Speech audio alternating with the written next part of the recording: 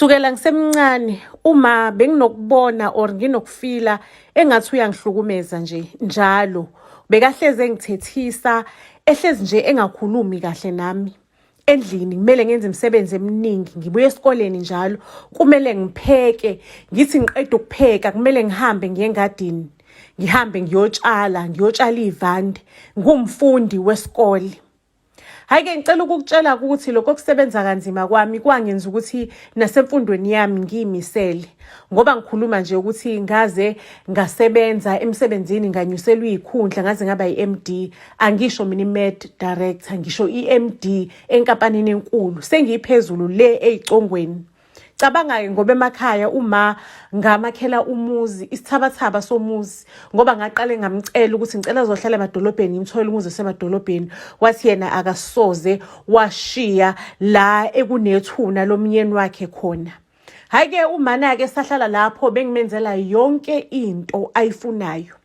Kuthe umama sethanda ukukhula wangivakashela emzini wami ngey'ndaba zokuthi ubekangekho kahle. Impela ngamlanda emakhaya engekho kahle. Impela usumuza ngisho nasecingweni uma ukhuluma naye ukuthi uyagula.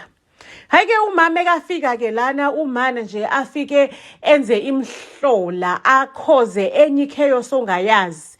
Uyabo waqala wagula wathi mangabe sesindile kumana wakhoza i-chaos-ke la endlini. Uyakhuluma nefoni avelane akhulume nje into ngokuzwe uyiqonda ukuthi iqhamuka kuphi. Athi hayibo ekhuluma nezinye iy'ngane zakhe, uma unazo ezinye iy'ngane ey'ndala kunami, mina benguwumagcini uthi umnjana. Kodwa nje bengingathi iy'ngane lezi azimnakile, azimenzeli izinto, bekenzelwa umina kakhulu izinto. Akhulume naley'ngane, kanti nizongilanda nini? Naku ngifa indlala emzini kaNomondo. uNomondo akapheki, akaphaki, ubhizi nje ufuqelana nale ndoda yakhe engasebenzi umahlalele emfuqela imali. Lapho usho indoda yami isebenza endlini and ukhuluma kakhulu efonini, for sure indoda yami iyamuzwa le khona.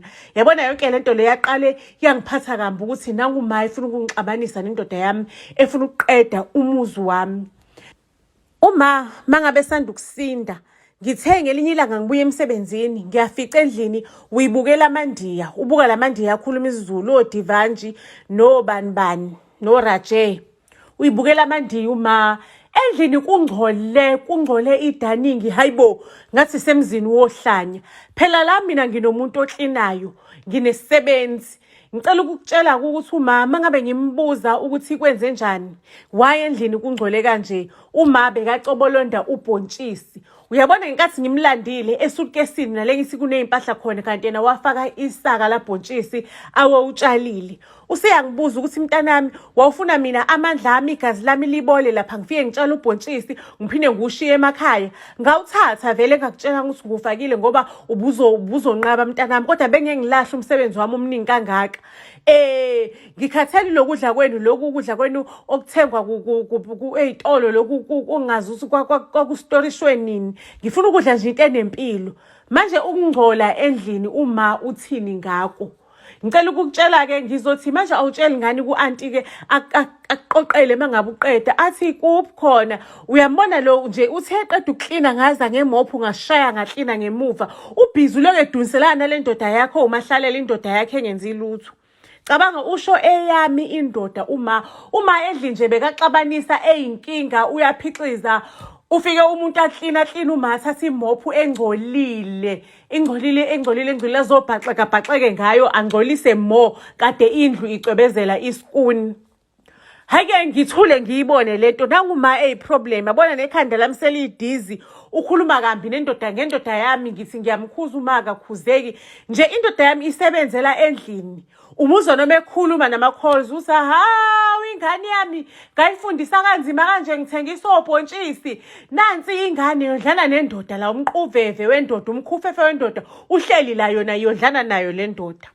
Cela ukunitshela ukuthi uma ngize ngimhlalise phansi ngoba ngibona naku ngizofa i-headache.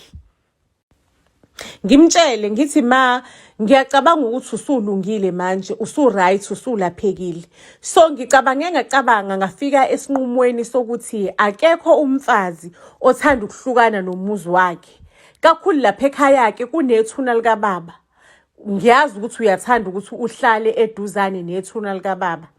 Ngizocela ukuthi ma uphindele ekhaya ngikutholelile-ke unesi ozohamba naye ozokubheka ngaso sonke isikhathi ukuthi uright, enze sure ukuthi izinto ofuna ukuthi wenzelwe zona uyakwenzela zona, uyakunakekela. Umuntu nje ozobe ekugadile ehleli nawe full time. Mangabe unenkinga uzongifonela lowo muntu loyo, ngigijime ngizokubheka ekhaya.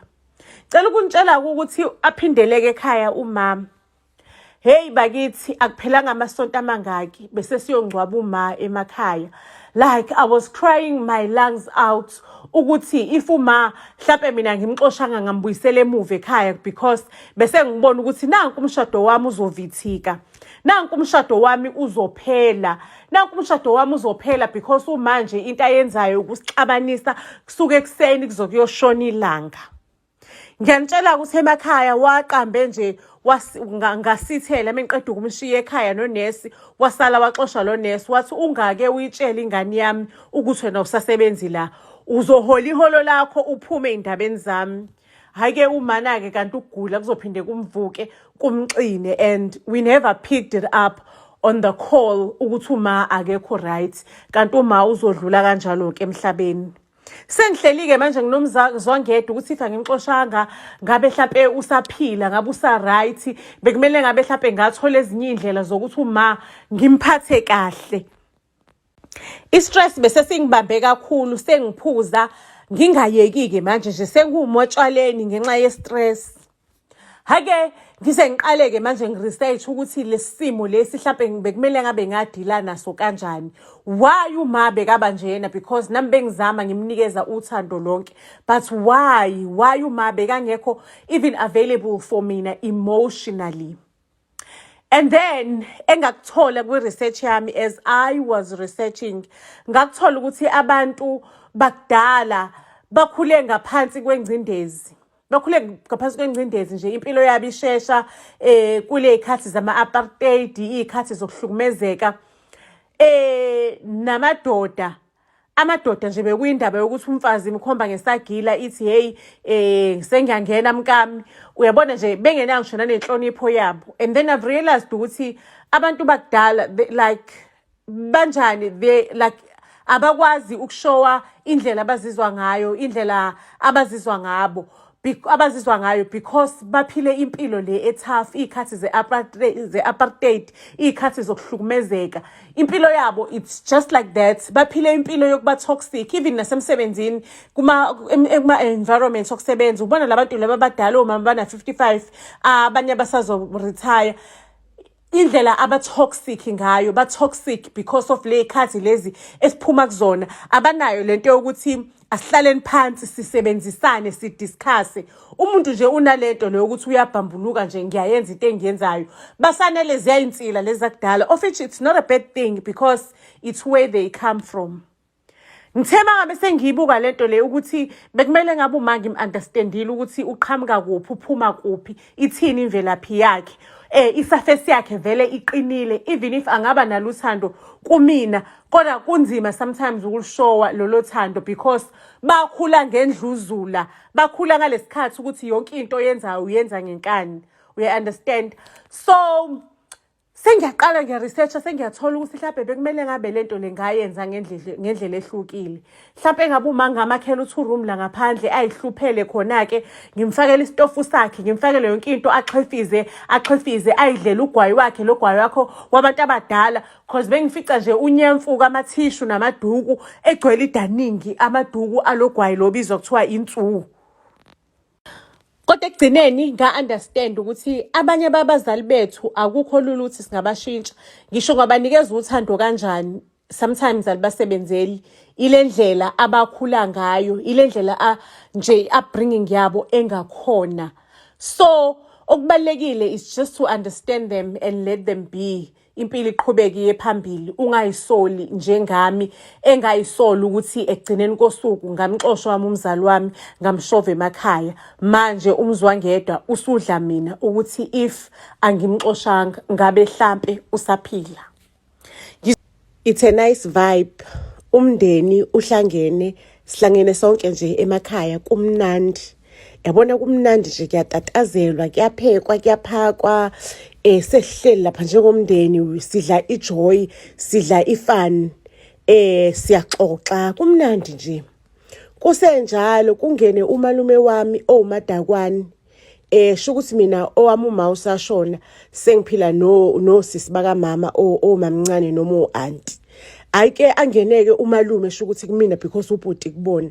Angene edakiwe enya amaphepha athi ya nihlangene la yonke into imnandi awukhulumeke wena Shambarayi iphi imali yamalobolo yafuthi angisho wena njalo mekulotsholwa ingane lekhaya uwena ohamba nemali kuthiwa uyoyifaka ebank kanti wena ubhizi udeposita lama BM akho.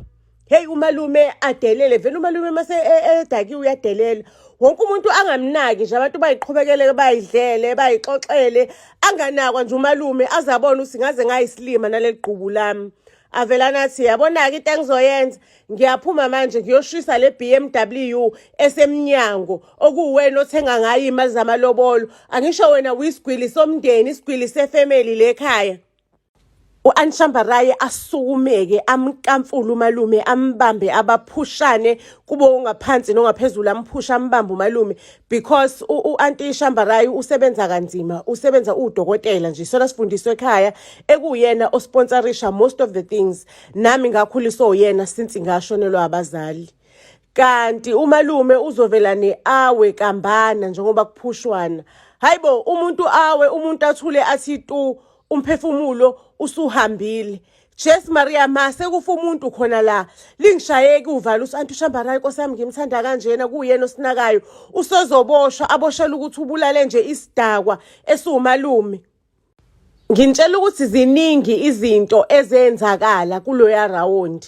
Kwavalana nje kwakhulunywa kwathiwa le imfihlo yomndeni izophela la angeke iphume. Sekukhuluma ke umalume lo munye umalumzayi ubhuti kaShambarayi usethi nje lemfihlo le yomndeni angeke iziphume ngeke umntakama afele isidakwa vele lo bekusuku lakhe sho ukuthi ubekazofa whether uShambarayi umphushile noma kamphushanga ubezovelane afi. Ngicela ukuntshela ukuthiwa nje lemfihlo iyagqitshwa la emaphoyiseni sizothi lo muntu uyibedakiwe vele ehambe engcengeleza wawa washayeka ngekhanda ebhodweni lezulu washona kanjalo wadindiliza wathula kanjalo. Vele bekaphusha uShambarayi wafela ebhodweni lezulu. Manje sekuthiwa hayi ke kuzothiwa beyaphusha utshwala.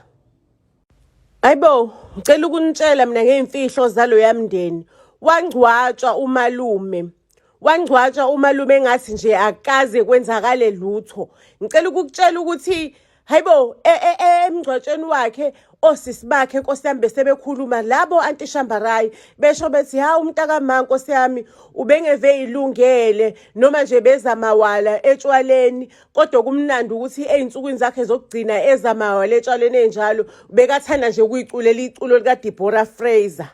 Iculo lenkonzo sho ukuthi bekabona ukuthi izinsuku zakhe seziyaphela indlela yakhe siyavuthwa ngoba nje bekavela nacula iculo lesonto edakwe enjalo umntakama eyilungiselela indlela yakhe.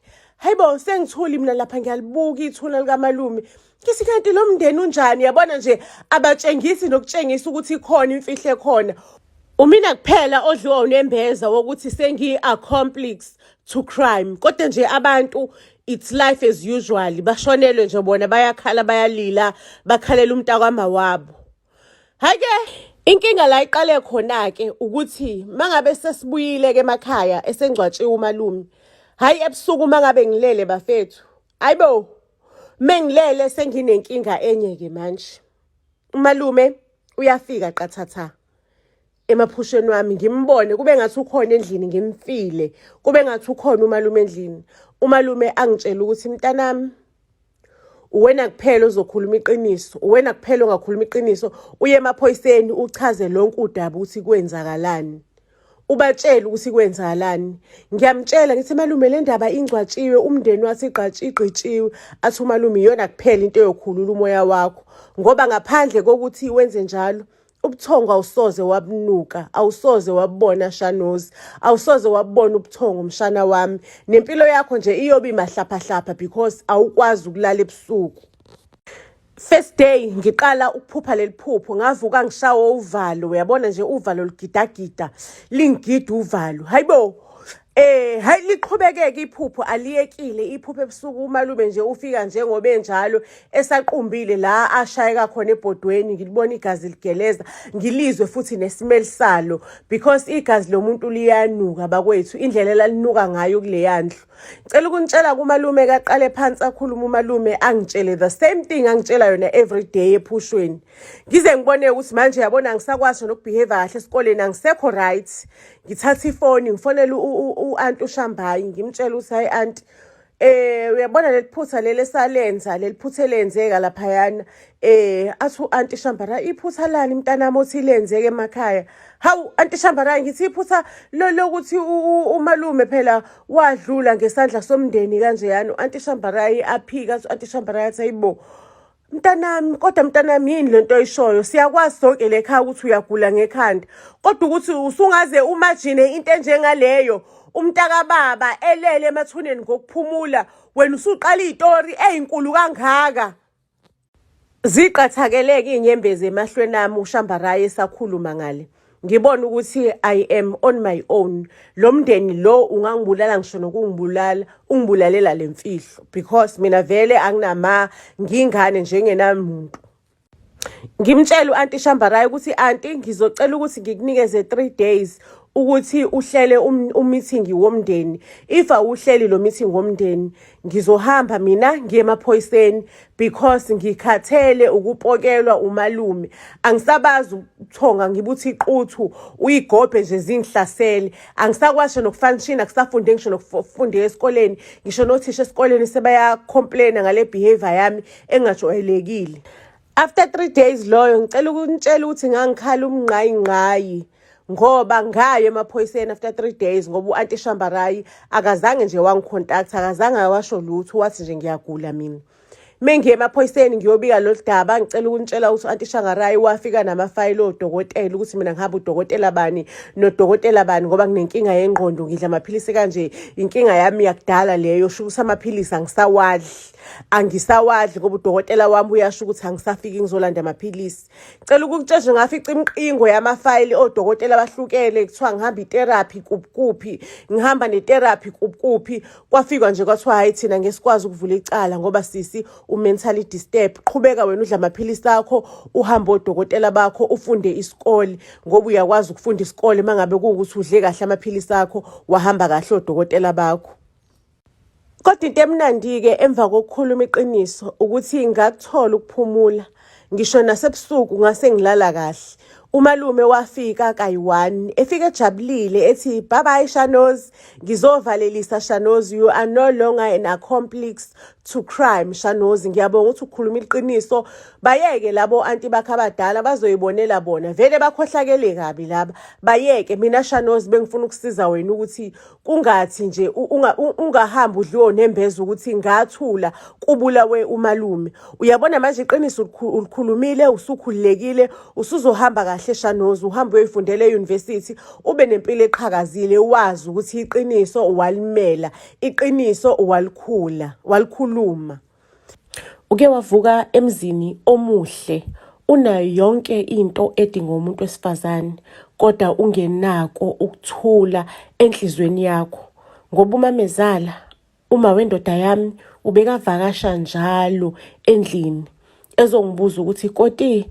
naku nkuka phela kanti ngimthola nini umzukulu wokuqala phela mina nginendodana eyodwa qha emhlabeni so isibongo so kwakwami umuzi angifuni nje siphele ngifuna ukuqhubeke ngenzalo yami lapho ngiyomphendula umamezala siyazama mama akukho esingakwenzi nasi siyazama athi umamezala zama kakhudlwana koti akumane kuguge yona iguge uzama indoda yami ibingisupporta ngaso sonke isikhathi ingiduduza ngoba mangabe siya kodokotela odokotela bebethi yonke into right nizokhulelwa ake sa-end up ake sesiqaleke iprocess ye-IVF ayisayiqala iprocess sasayizama kabili solokuzama nje akulungi lutho udokotela usaloku ethe nje negative angakakhulelwa indoda yami ke mabe sesizame kakhulu because le process bekade ingulisa ngayincenga ukuthi ngicela siphinde kwesithathu indoda yami nje ingafuni. Saze sabe sesitejini la singakhulumisani khona ngoba ngifuna ukuyozama for the third time. Ake indoda yami yagcina isivumile-ke yathi hayi athi ngikunikeza ibreak uthi ukuphumula kancane mase sihamba siyozama futhi. Kuthe nje sakulo break yokuphumula kancane sazoya kozama. Indoda yami yaba involved kwi-car accident. Yashona nje on the spot. Yangasinda nje yaphelela khona lapha emgaqweni. Oye, umamezala ngikhala nginjalo waba ukuqala umuntu ukufika endlini yethu.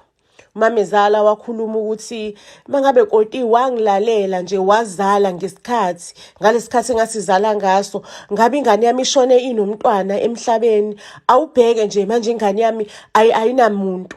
Ngathi mamezala bezama saze sakhipha namaqanda nje amaqanda asele kanjalo amaqanda akhe nawo amaqanda ami sesiwabekela ukuthi sizama mama. Ayi umamezala athi akuphi lo maqanda ngisho ke mina ukuthi hayabekiwe phela kuphi kwi-storage njani besilokhu sizama ngawo. Ey bakwethu ngicela ukuntshela ke emva komshado I am trying emva komngcwabo sengithi umshado emva komngcwabo I am trying to heal. Before ngiqhubekeke family ngicela ningakhohlwa ukuthi iseries yethu ethi I signed a deal with the devil isizophuma ke bakwethu it's only 80 rands and inama episodes awu6 mangabe kuukuthi interested angivalelisile ke njalo family. Ayike emva komngcwabo wendoda yami ke I am still trying ukuthi ngihile ngithole ikholi eshoyo ukuthi ifa lendoda yami lizophuthwa on hold ngeke ngikwazi ukuthi ngilithole kwamanje lizobekwa nje on hold ngoba indoda yami inezinye izingane inabanye abantu ebakhulelisile. Hayibo indoda yami inabantu abakhulelisile kanjani ngoba ihlezi inami 24/7. Hey kuthiwa zikhona ke izingane ezikhulisiwe kuzomela ifa libeke on hold because basakhulelwe omama. Baze bazale and then mase kuyaqalwa ke sekuyabelwana mangabe izingane sezikhona seziyabelwa ke izingane nazo ithole kulolo lifa lendoda yakho. Ake there was something strange ngayo yonke lento le. Indoda yami bimithise abantu abathathu osisi bandawonye. Yakuyenzakala kanjani lonto leyo ukuthi imithisa abantu abathathu osisi bandawonye ngesikhathi esisodwa. Ngicela ukuntshela ukuthi labantu izinyanga zabo ziphansi mucheka amaviki akhona anga days after ukushona kwendoda yami but then odokotela kuthiwa I cannot prove that so enkantolo kuthiwa nje izingane ayizalwe and then imeko izokhulunywa after ukuzalwa kweingane sekutholakala ukuthi iDNA yayo lendoda. Hayi ke ngicela ukuntshela ke nami sengiyazizwa nami ukuthi hayibo nami ngikhulele lendoda yangishiya ngikhulelisile shuthi the time sisaphola sisalinde ukuthi siyozama iprocess enye kanti isisu sahlala kumina. Yabona ngiyasiphusha ke isisu ke bafethu hayi umamezala akangithukela ukumhlola akangithukela ukuthi go uthi leyo ngane ivezandlebe azoqhamuka ama DNA test kutholakala izingane zangempela wena ngeke uthole ngisho no piece walo ndawo ama property endoda yami engane yami indoda yakho because wena umdlezane wena awuzali wena ashigaba elikhulu inyumba athi wena uyinyumba awuzali kusho umamezala esho la kumina ngicela ukuntshela hayibo umamezala ngithuka athi ngithola ivezandlebe nami sengifuna islice ngahamba ngayo ikhuleliswa ngamadoda angaphandle izingane zendoda yayo zikule amantombazana amathathu indodana yayo wena umamezala athi yena bekazi ukuthi la mantombazane akhulelwe indodana yasho yathi izihamba yozama ngaphandle kosisi abathathu nami ngangikhona kukhulunywa nalabo sisi ngoba bekubonakala ukuthi wena unenkinga amakoti. I guess sekusele some few days ukuthi ngitete ngithola ucingo esibhedlela la ku storage la isistore khona amaqanda endoda yami namaqanda ami kushiwo ukuthi ngiyenze njani ngiyaphisana ngawo ngiyalanda noma ngiyaqhubeka ngiyakhokhela istorage because indoda yami was paying for storage. Ayike ngivelane nje ngidecide ukuthi ngiwathathe ngishintshe storage ngiyosifaka kwesinye storage because at this point angazi kwenzakalani you understand. Ayike lufike kusuku ngizale namantombazana amathathu ngale azale.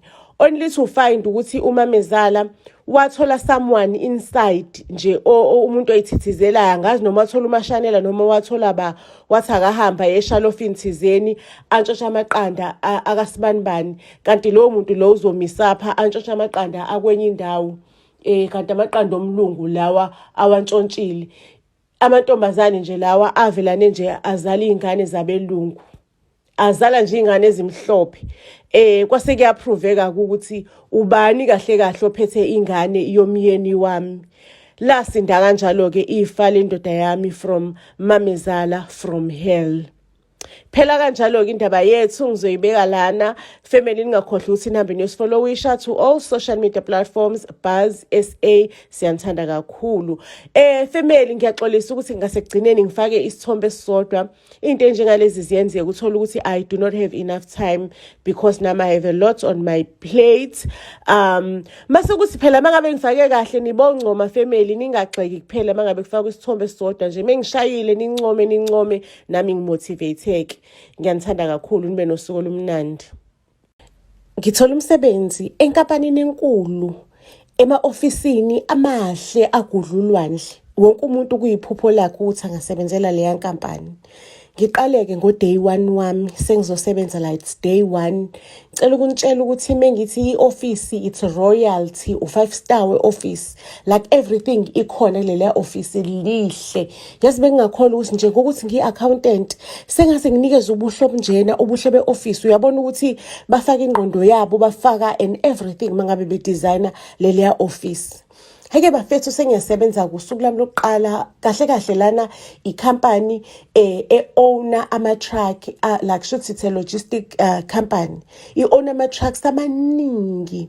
Of course mekunama-trucks abaningi which means kuzoqashwa nomakhenika abaningi, kuzoba namabhakha amaningi ekhampani. So mina-ke ngumuntu we-finance ozomanage konke lonto, ukukhokhekelwa kwabantu, ama-finances, imali ephumayo, imali engenayo, like someone who will analyze all of that and put it in a paper nje kube into ehlangene kwaziwa usikwenzakalani.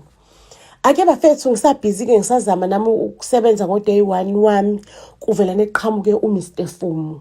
uMr Fumu i-husband ye-boss uMr Fumu. Ake uMr Fumu athi mina Miss Mngoma, grab your coat, we're about to leave to a very very important meeting, so grab your coat, we are leaving. Ayike nami ke ngishe madodeni ke khanjwe. Mangabe khanjwa guys ngicela ukunitshela ukuthi royalty silandwa imoto enjani bafethu. Ilimo uqobolayo like we are driving ngotop shayela. Ayike kulelimo khona mina nomphathi wenkampani ufikile. Ithina nje soyi2 mase kuba udriver. uMr Fumu uhambe ngolunye unyaka le moto naye ehamba elandelwe yakhe team kade emlandela. Nala ufikile nayo uMadam ulandelwa ezinye imoto ezimgadile. Okay, mesifika ke la imotweni ufikile is very very humble and nice. Uyaxoxa kufikile lana emotweni, welcome Miss Mngoma, siyakwamkela kwinkampani yethu ekubizwa ukuthi The Chosen One. Ngicela ukuthi ungangigabazi ukuthi njengoba usebenzela le nkampani you are the chosen one. uNkulunkulu ukuthandile, kukhona uNkulunkulu akuthandile ngawe, you are the chosen one. Ake bafethu ke nami ngizizwe ngi-important, ngi-special indlela iboss enomusa ngayo. Uvule inhliziyo lo boss, uyambona mengabe ekhuluma. Mase yangitshela ke lo boss ukuthi ayisaxolisa ukuthi indawo yakho yokuhlala i-apartment bikade ingakalungi kodwa by tomorrow izobe isilungile. Thina le nkampani nisifuna bonke abasebenzi bethu babe comfortable, babe mnandi nje, yonke into nje ibe right, kuphileke kamnandi. Ngicela ukunitshela mangabe lifika lelo kusasa lele kuthiwa ngizomuvela ini kwi-apartment yami. Mangabe ngifika, hayibo, the apartment is apartmenting. Ngiyanitshela is apartmenting. Hayibo ubuhle obunjeyana bafethu, ngithi ngiyangena ngaphakathi khona amasofa nokusho imfoco obonayo ukuthi lento le iyabiza, akusinto okudlala. Isibhakazi se-TV, yabona le TV lentsha lesanda ngene, isibhakazi se-TV into egcwele udonga. Hayike ngithi ngibuka ikhishi kuthi angihlanye ikhishi lika nokusho a kitchen to die for.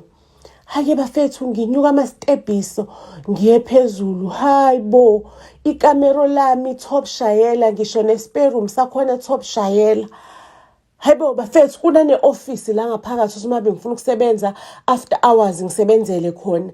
Ngicela ukukutshela ukuthi ngiphindele ngibuyele emuva ekitchen, ipantry igcwele ithe qhu ukudla. Angisayiphathi ke ngaphandle ilandscape. Maseke kuba nenothi elinokhiye kwemoto ukuthi okay, this is a company car le, ungayisebenzisa, you can go home, you can do whatever. We know ukuthi sakuqasha usuke ekudeni. Hake bafethu, ngicela ukunitshela ngekusasa sengidriver iBMW yekhampani inwele, ngivule i-aircon inwele iphephezela ngemsebenzini. Ngithi ngazimuphi mina lo mthandazo ohlukile engawuthandaza ukuthi ngize ngithola impilo enje, a top shayela life. Sekusuku lami ke lesibili ke emsebenzini ke, I'm trying to wrap ingqondo yami around bonke lobo mnandi obenzakalayo. Nami ngiyazama ukuthi sengithembisile ukuthi ngizokhipha u-A-game wonke, A-game wami wonke, ngizosebenza ngokukhulu ukuyikhandla ukuze ngitshengise ukuthi ngiya-appreciate yonke lento fontofo le yakhelwe for mina. Ake bafethu, ngisasebenza kanjalo kungene uFikile, the one and only founder of The Chosen One. Ake uFikile ke angene kumina azongicheck ukuthi ngingene kahle yini ku-apartment yami, ubezo-check lokho ukuthi am I comfortable, ikhona mhlawumbe enye into angayenza ukuthi ngibe comfortable. Ngimtshela ukuthi yo ngijabulile mphathi, I don't understand ukuthi why ninginikeza bonke lo bfocofoco lobo bumnandi kangaka, why all of this company. Asufikile, don't worry, thina abasebenzi bethu siyabanakekela bonke, akekho umsebenzi esingamnakekeli. Wonke umsebenzi senza sure ukuthi i-comfort yale msebenzini uyayizwela ukuthi uyi-chosen one, because sonke lesisekelo sale nkampani sakhelwe phezulu kwevision uNkulunkulu anginikeza yona ukuthi kunabantu bakhe abakhethekile, the chosen ones, abazokwenza sure ukuthi we provide jobs la eSouth Africa. Senza ama-jobs, banakekela inkampani, bayibekeza ezandleni zabo, benze sure ukuthi we provide jobs for many people, kuxoshwa indlala eSouth Africa. Ngisajabulile kanjalo nje masumedema yangitshela athi yazi ngibonile i-offer bakunikeze yona lana enkampanini. Thina la enkampanini sine offer ama-accountant imali esibanikeza yona, so ngicelile ukuthi ngicela ba-revise i-contract yakho. Bengiphuma la uzobe usuyitholile kuma-emails wakho, ngizocheck usebeyisendile yini. Bengibatshela ukuthi kumele bayi-revise according to imali thina esiyikhokhela ama-accountant wethu la, ukuze usebenze ngokukhulu ukukhululeka, ungenamona ungenalutho, uyibone into oyisebenzayo nawe. Ake ngibongeke nami ukucatshangela ungaka.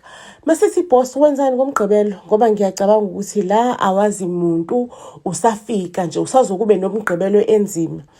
Ngithi empeleni angazi, anginalutho engilihlelile ngoba vele angeke ngikwazi ukugoduka manje. Ekhaya kukude kabi, komele ngigoduke mhlambe month end or maybe twice after, maybe once after 2 months nje ngisazo-decide.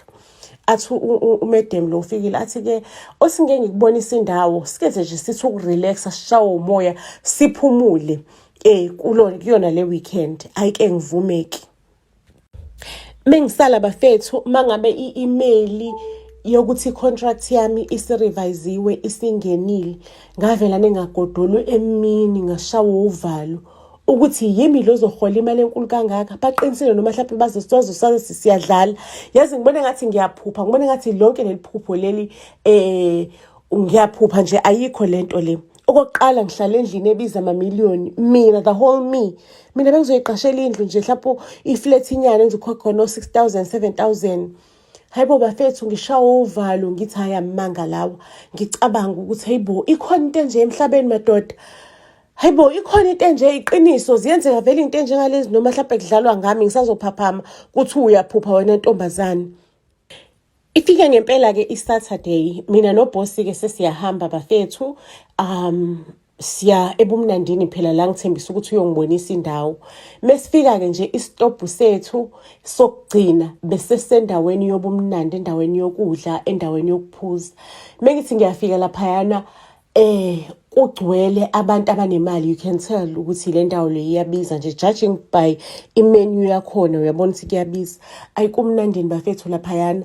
Rule number 1, ungabophuza mangabe uhamba neboss. Never drink alcohol in the presence of iboss. But iboss bekuyona ke ngixisha ngewayini laphayana. Bokulenge lisipha kancane, angifuni nokuthi lize lingene egazini. Ileke ngitshela ukuthi relax. You are the chosen one. I'm also a chosen one. So we just need to have fun together. We just need to relax. Yo bafethu kwavelane kwabamnandi ke letafuleni siyaxoxa yena lo muntu. Uyangixoxela ngelife nje. Siyaxoxa nje kumnandi nje siyakhipha siyaxoxa nje ngelife. Uyangixoxela nje nami ngiyaxoxa. Sengirelaxile man. Ngisikaze kwamnandi yazi. Ngiqhubeke ngisebenze la ecompany okay nje kumnandi. Uboss akasiyo umuntu hands on ecompany, uyafika nje kodwa wazi everything about icompany yakhe uyavela nje there and there, but kube khona isikhathi eside angaveli. Futhi mangabe velile akujabulele from inside. Umbona ukuthi ukujabulela ngenhliziyo yakhe yonke, akuncoma ukuthi ngiyabonga umsebenzi owenzayo, ngiyayibona imphumela. You are doing a very very good job. You are the chosen one vele. Uyintombazane ehlakaniphile kwazi ukubamba izinto. Ake bafethu usho ukuthi lana mangabe sekufika imonth end ukuthi abantu bahole, sekumele ngi-access ama-pay abantu. Ngibona ama-pay abantu. Ngicela ukukutshela ukuthi abaholi abantu la enkampanini. Mina ngikhuluma ngo-driver abahola izumbulu zemali. Bayahola abantu. Sho ukuthi le nkampani abantu banakekele ngempela. They have housing allowance, they have cell phone allowance, some they have car allowances. Nje abantu banakekele le nkampani. Uyabona ukuthi uNkulunkulu le nkampani uyiblessa ngamasibomu because nayo yi-blessing empilweni zabanye abantu. Ayi man, mase kuba khona into suspicious nje, into off nyana nje engiyibonayo mina ngedwa. Angisho mina ngiphethe amabhuku enkampani, iboss ayireporting umuntu ukuthi iyakuphi kanjani noma ingazange emsebenzini. Ayekho umuntu oyazi ukuthi iye kuphi. Kodwa ngithi mangabe ngitracer istatement senkampani, like there is a certain pattern man kule nkampani, pattern eyenzakalayo engenze ngiyichaze la ukuthi yini kwenzakalani la. Njalo ngonyaka le boss iyahamba eChina and akekho umuntu owazi ukuthi iye eChina. Mina ngazi ukuthi iye eChina because sengine access to ama finances. Ngiyabona ukuthi okay, angisho kumele zonke into ze company, paperwork e company, paper trail ngigcine. Ngiyabona ukuthi hayi man iye eChina lana, and mangabe iye eChina kusala la eSouth African kampanini kushona udriver oyedwa, and no one can notice because kuno driver maningi ama-trucker le nkampani. Bonke labo driver basuke beshone ngengozi yemoto, ngengozi yayi truck lena. Mhlambe ireport ivele ithi hayi lo driver lo beka speeda endaweni engamelanga ukuthi aspeede ngayo. Kuvela ama report ukuthi no ama truck beka serviceiwe, bonke ufakazi bokuthi everything bekwi good condition. Inkinga bayikulo muntu. Kubona bonke labantu inkinga ikhomba kulabantu, kodwa kuthola ukuthi omunye mhlawumbe bekaphuzile, omunye bekenzeni. Zonke inkinga nje zikhomba kubona labantu, ayikazi nje inkinga ikhomba ekampanini. Ingithuseke le pattern ukuthi every year uboss uye eChina kusale kufa umuntu. Ngitshekiswa amathikithi njalo ukuthi kokhokhela imali yokuthi uboss aye eChina lana kanjani. Ake sengivulile kamehlo ukuthi okay uhamba after so many months, ngicalculate ngiyibona inyanga azohamba ngayo. Ifike lo nyanga ngempela seliyangishaya uvalo. Ingene ngempela ireport yokuthi khona umuntu emsebenzini osengene kwi-car accident, kuhlala amahora ambalwa sithola ukuthi useshonile lo muntu. Akuvelane kungicacele ba njengezinqa zesele ukuthi la kuyathakathwa la. Wenzani lo mphathi eChina? Yini la ilande eChina? Yini lebulala abantu? Imuphi lo mcebo omngaka awulande eChina? And thina we are within inside sidla wona lo mcebo, sidla yona le mali yegazi. And wenza sure ukuthi uyasiblinda ingqondo zethu, asinikeze a perfect life, a soft life yangempela ephezulu, eseqophelweni ezingeni eliphezulu, ukuze thina singaboni lutho ukuthi kwenzikalani la. Noma swasubonile kube nzima ukuphuma because lempilo iphila lana, uyiphi inkampani engakunikeza yona lempilo. ngithi ukujula kule phethini ngicela ukuntshela ngithi ukujula kule phethini ngibuke labantu laba abashonayo. There is a certain pattern kuyona nalabantu laba abashonayo. Kunabantu aba-targeted based on inyanga khona indlela a-calculate ngayo ukuthi on this month kumele ngithole umuntu okanje oqala umuntu okanje. Yabona le pattern yakhe ngize ngiyibambe ngiyibukele eminyakeni edlule ukuthi okay le pattern ibihamba kanjena. Mangabe ngithi ngiyabona she is due ukuthi aphindele eChina futhi, and mangabe ngithi ngiyacheck umuntu ozosala ashone la umina according to ile pattern, ukuthi le pattern isithi ifuna umuntu okanje oneminyaka ekanje. Sho ukuthi le boss ubekazi ukuthi ngizoshayela mina u28 years sengineminyaka engaka ngisebenzela le nkampani yakhe, ungiqashe ngamasibomu I fit the exact description yele pattern yakhe le afuna ukuthwala ngayo. Ngicela ukuntshela ukuthi sengiyaqoqa ngemanje ngikoka amarigirigami ngiyabaleka kanti nina nazi angisho niyakhumbula isikothiwa i-apartment izoba ready kusasa. I-apartment be ready. They were just wiring i-apartment ukuthi bangibone yonke into engiyenzayo, bangizwe yonke into engiyishoyo, babone yonke into. Sho ukuthi nje these people they know everything about me. Mina ngiyaqoqa nje ngitshela ukuthi ngiyahamba. Ngithamba ngabe ngithi sengiyaphuma iminyaka ivela nithi xaxa. Ikhiwe ngento zagesi. Mina bengingazi ukuthi le mshini le iyakhiwa ngento zagesi. I know ukuthi windows are bulletproof. I know ukuthi doors are bulletproof. I know ukuthi on top kwe-ceiling kwenziwe islab before kufakwe roof, because iyangitshela ukuthi iboss yathi safety comes first for abantu bayo. Bengingazi ukuthi nezicabha lezi ziyakwazi nje ukuthi ziyilock kuvela nekukhuluma ivoice yomlungu. Doors locked. Bafethu kwavela nekwangicacela ukuthi ayila ngikidneshiwe ngizolindela usuku lami lokugcina, usuku lami lokufa. Sho ukuthi sengiyinyamazane ke evalelekile laphayana bafethu ngithi ngiyazama ukufona, ngizama ukwenza ini, kuvela nekucaca ukuthi nje akuna network lapha endlini, i-network isivalekile. Ibhosi yami ihambe kiye eChina. Ngihlaleke ngine stress manje ngithi ngiyamemeza vele wangitshela ukuthi le ndlu soundproof akekho umuntu ozongizwa, ngamemeza ngenza in ngihlaleke le ndlini bafethu sengiyaccount insuku sengilindele usuku lami lokushona. Ibhosi yami ifike eChina, iChina lisho ukuthi lo muntu lo inyamazane lo ivalele laphayana isuspectile, and once inyamazane yasuspecta lo mhlatshelo loyo angeke uze wenzeke. Kuzomela ukuthi uze nayo ke lo nyamazane esuspectile ke la izokujoina ibe yipart yokuthi nayo isiphathi yalomthwalo, izothatha nayo isithwalo ibe a very very important piece of the puzzle empilweni yakho, because yahamba lenyamazane yaqala yapepereza ngaphandle yatshela abantu khohlwa-ke ngombuso wakho uyovithika ngoba sekukhona umuntu owazi imfihlo yakho. Ngakutshela ukuthi imfihlo yakho kumele kube imfihlo yakho wedwa, akekho umuntu okumele ayazi. Ake ngikala isikhathi ukuthi hayibo ubhosi kumele ngabe ubuyile manje eChina.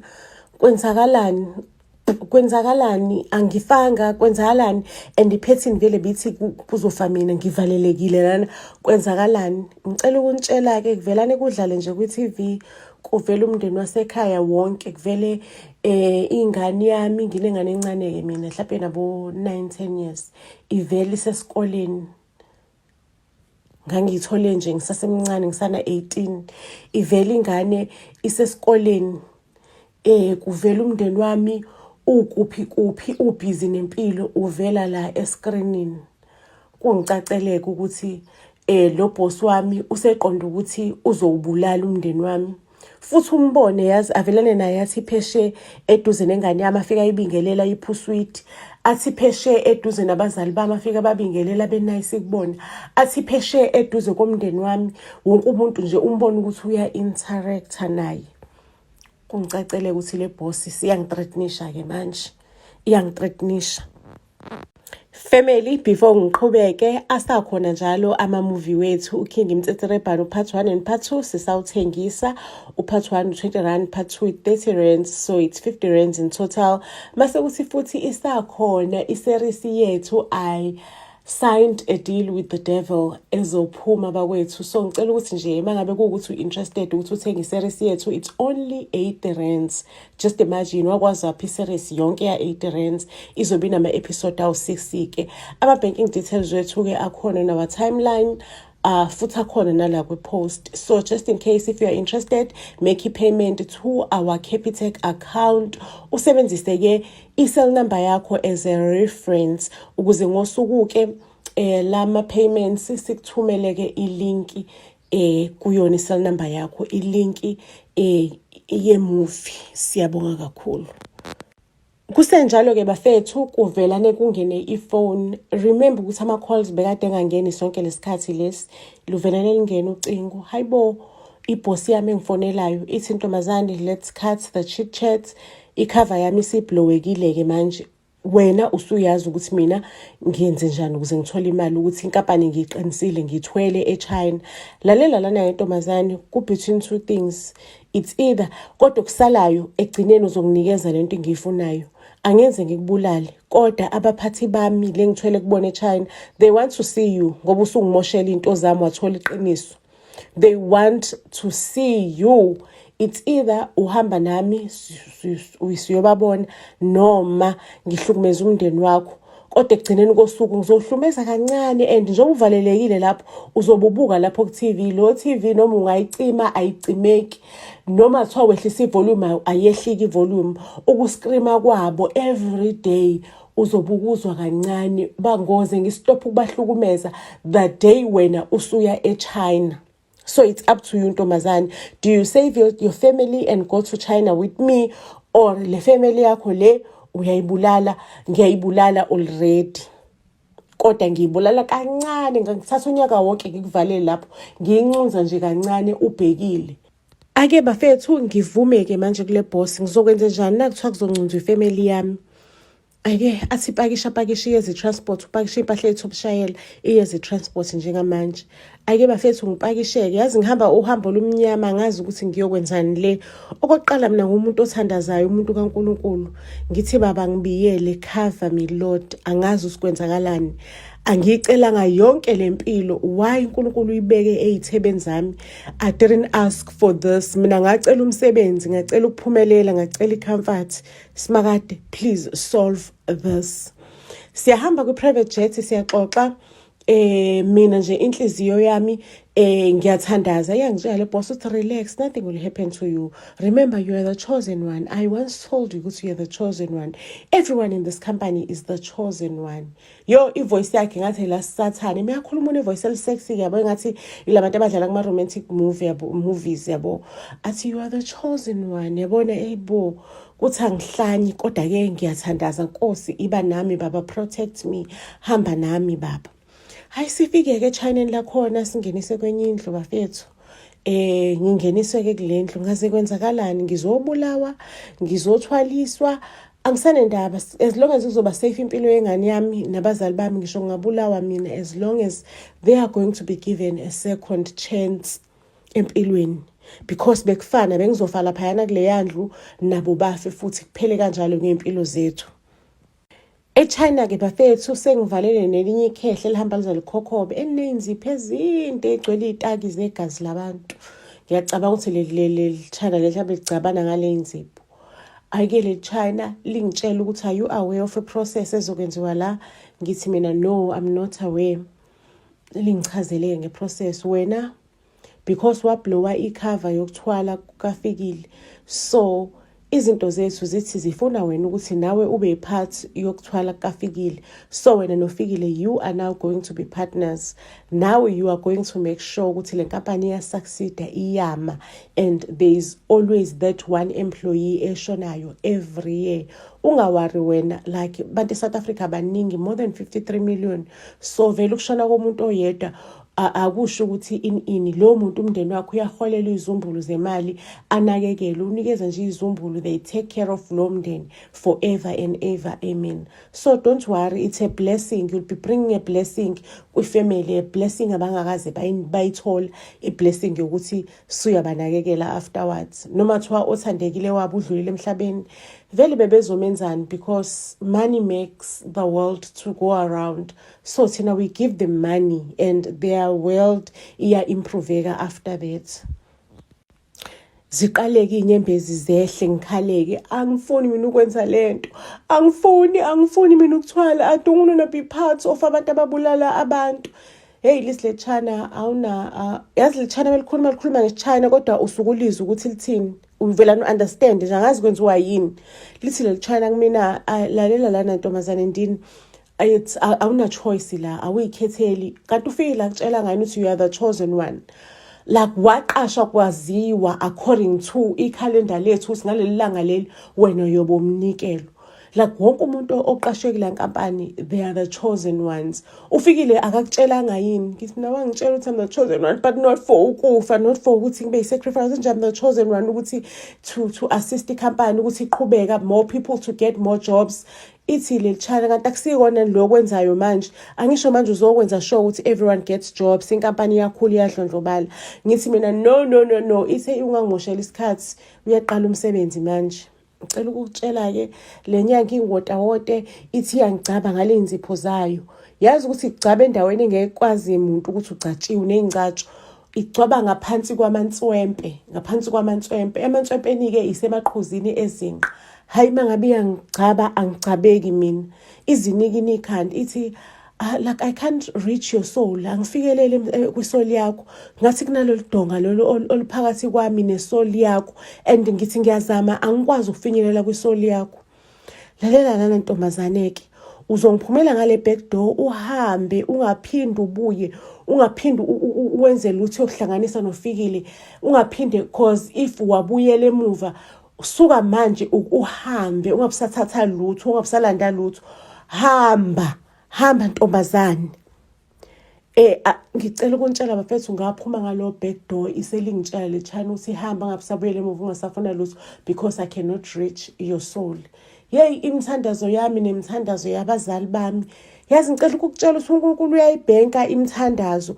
Ngesinye isikhathi ufile ngathi lapho uNkulunkulu akangizwa, kanti uNkulunkulu nje unebhenkile imithandazo la oyoyidinga khona le mithandazo. You withdraw mtaka baba, you withdraw mtase, withdraw kuyona le mithandazo, and imithandazo iyona le eprotectayo. Ngicela ukukutshela ukuthi emva kwalapho sezwa ke eindabeni ukuthi inkampani yafikile nje isinhlabathi siphelile nje, is crashing. Kwalithiwa nje inkampani iyacrasha because besikwi JSE inkampani kafikile, kwathiwa nje siphumele ku JSE, the company is crashing, people they are losing their jobs. Intontoni saze sambona nofikile naye impela eseze waphupha ngisho nokuphupha, because upowerful. I've realized ukuthi ngipowerful, uNkulunkulu engithumela phayana ukuthi ngizoqeda ngako konke lobuloyi, ngabo bonke lobuthakathi obabukhona bulawa abantu every year, human slaughtering. uNkulunkulu bekangithumele just to finish yonke lento le, ukuthi ngizoqeda ngayo yonke lento le.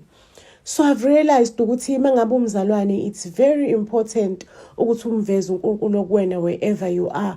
Kubalekile ukuthi ulimele ivangeli elikuwena wherever you are.